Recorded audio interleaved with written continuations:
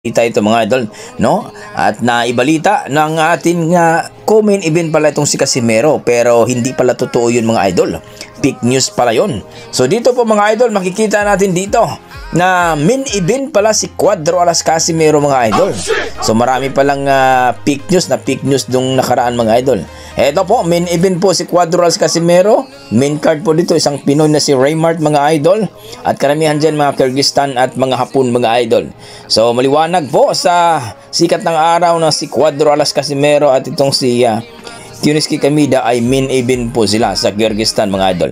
Ibang araw po yung laban ni Kenneth Lover at itong po si Luis Neri. So kitang-kita po natin dito mga idol na eto, main event po si Cuadro Alas Casimero. At pabalita natin mga idol, kahapon po ay sinabi po ng dating manager ni Casimero na si Jerry Peñalosa mga idol, ang ating